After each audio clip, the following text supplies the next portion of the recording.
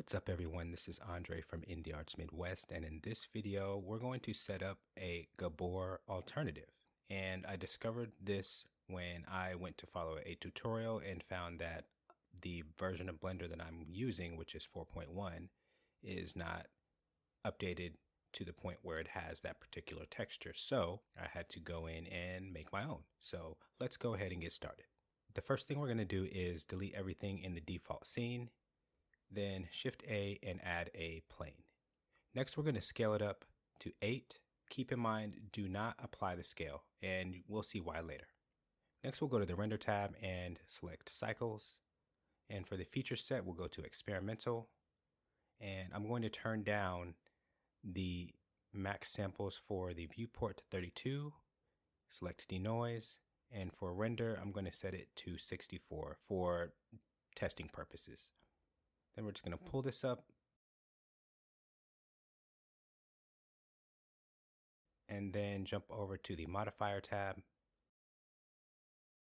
and we're going to select a subdivision surface. Set simple, and we're going to set the levels to 4 and 4, and then click adaptive subdivision, and I'll go ahead and bump the levels up to 6 as I found that they yield slightly better results. Then we can jump back over here and we're going to switch it to the shader editor.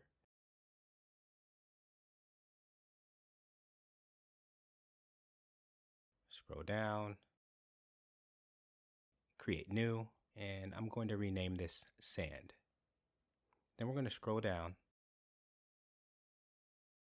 and in the displace section we're going to select displacement and bump. And we'll move these over. First, we will Shift A and add a wave texture. I'll zoom in a little bit. We'll then keep bands the same, change it to diagonal, and then we're going to set our scale to 6, distortion to 1.9, and also turn down the detail roughness. So we're good to go there. And next we'll add a brightness and contrast. And connect color to color, and we'll set the brightness at a 0.4.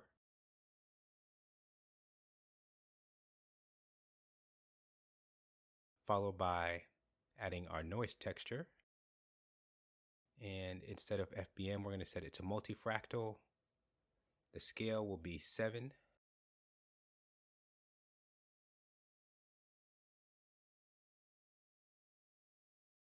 And we'll set this to 0.2. Then we'll add a mixed color node.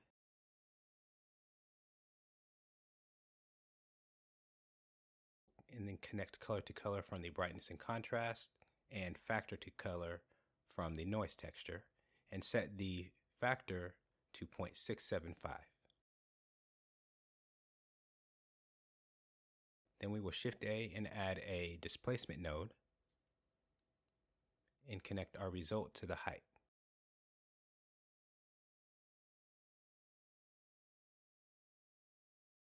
For scale, we will set to 0.05 and go ahead and move this over a bit. There we go, and connect that up to the displacement.